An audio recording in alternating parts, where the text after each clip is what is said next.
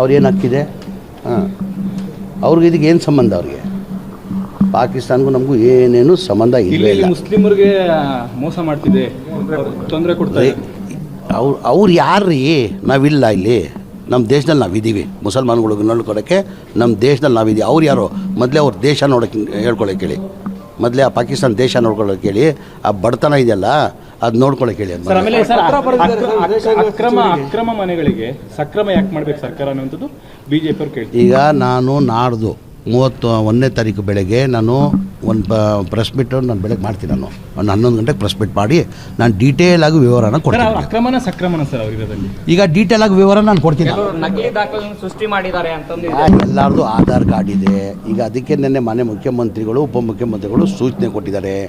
Document verification ಮಾಡಿ ಯಾರು ನಮ್ಮ ಕರ್ನಾಟಕದವ್ರು ಇದ್ದಾರೆ ಅವ್ರು ಮಾತ್ರ ಕೊಡಬೇಕಂತ ತೀರ್ಮಾನ ಮಾಡಿದ್ದೀವಿ. ಆಚೆಯವ್ರಿಗೆ ಒಬ್ರಿಗೂ ನಾವು ಕೊಡಲ್ಲ. ಸರ್, ವೇಣುಗೋಪಾಲ್ ಅವ್ರಿಗೆ ಬಂದಿದ್ದ ಕೂಡಲೇ ಸರ್ಕಾರದವ್ರು ನೀತಿನೇ ಬದಲಾಯಿಸ್ತಿದ್ದಾರೆ ಅನ್ನೋದು BJP ಅವರು. ಇಲ್ರಿ, ವೇಣುಗೋಪಾಲ್ ಏನು ಇನ್ವಾಲ್ವ್ಮೆಂಟ್ ಇದೆ? ವೇಣುಗೋಪಾಲ್ ಈ ಥರ ಬಂದಿದೆ ಟಿವಿಯಲ್ಲಿ ನೋಡಿ ಅಂತ ಹೇಳಿದ್ದಾರೆ. ತಪ್ಪೇನಿದೆ? ನಮ್ಮದು ಒಂದು ನ್ಯಾಷನಲ್ ಪಾರ್ಟಿ, ನಮ್ಮ ನ್ಯಾಷನಲ್ ಪಾರ್ಟಿ, ಅವ್ರು ನಮ್ಮ ನಾಯಕರು. ಈ ಕರ್ನಾಟಕದಲ್ಲಿ ಇದೆ ಸುದ್ದಿ ನಡೀತಾ ಇದೆ ನ್ಯಾಷನಲ್ ಲೆವೆಲಲ್ಲಿ, ಏನಿದೆ ನೋಡಿ ಅಂತ ಮಾನ್ಯ ಮುಖ್ಯಮಂತ್ರಿಗಳು ಹೇಳಿದ್ದಾರೆ.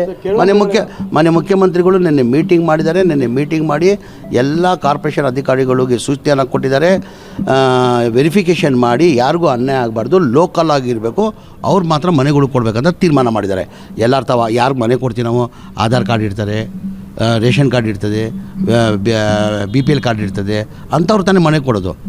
ಅಂಥವ್ರು ಬಿಟ್ಟು ನಾವು ಕೊಡೋಕ್ಕಾಗ್ತದೆ? ಸಾಧ್ಯನಾ? ಈಗ 1 lakh ಹೌಸಿಂಗ್ ಸ್ಕೀಮಲ್ಲಿ ಏನು ಮನೆಗಳು ಕೊಡ್ತಾಯಿದ್ವಿ, ಅಥೆಂಟಿಕ್ ಡಾಕ್ಯುಮೆಂಟ್ಸ್ ಇದ್ದರೆ ಮಾತ್ರ ಕೊಡೋಕ್ಕೆ ಸಾಧ್ಯ. ಎಲ್ಲೋ ಬಾಂಗ್ಲಾದೇಶದಿಂದ ಬರೋರಿಗೆಲ್ಲ ಕೊಡೋಕ್ಕೆ ಸಾಧ್ಯನಾ? ಇಲ್ಲ, ಅಂಥವ್ರು ಕೊಡೋಕ್ಕಾಗಲ್ಲ. ಅಂಥವ್ರು ಹೆಂಗೆ ಕೊಡೋಕ್ಕಾಗ್ತದೆ ನಾವು? ಅವ್ರ ಮೇಲೆ ಕ್ರಮ ಏನು ಸರ್? ಇಲ್ಲ, ಅಂಥವ್ರು ನನಗೆ ಬಂದಿರೋ ಮಾಹಿತಿ ಪ್ರಕಾರ ಅಂಥವ್ರು ಬಾಂಗ್ಲಾದೇಶ್ ಒಬ್ಬರು ಇಲ್ಲ.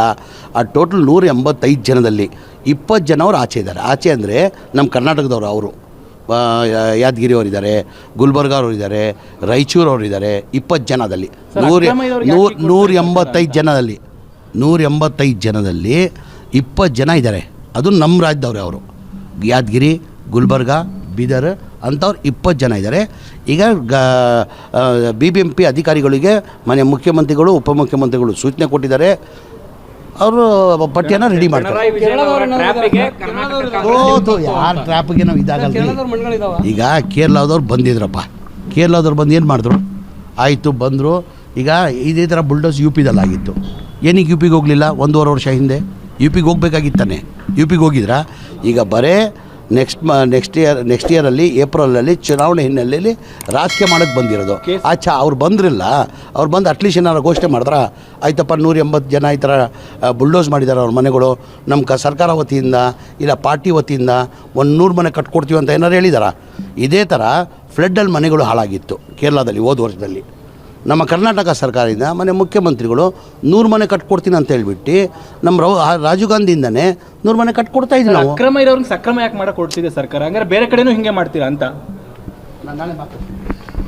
ಲೇಟೆಸ್ಟ್ ಹಾಗೂ ಇಂಟ್ರೆಸ್ಟಿಂಗ್ ಸುದ್ದಿಗಳಿಗಾಗಿ ಬಾಸ್ ಟಿವಿ ಕನ್ನಡ ಚಾನೆಲ್ನ ಸಬ್ಸ್ಕ್ರೈಬ್ ಮಾಡಿ. ಹಾಗೆಯೇ ಬೆಲ್ ಐಕಾನ್ ಪ್ರೆಸ್ ಮಾಡಿ. ಇದರ ಜೊತೆಗೆ Facebook, Instagram, X ನಲ್ಲೂ ಮಿಸ್ ಮಾಡದೆ ಫಾಲೋ ಮಾಡಿ.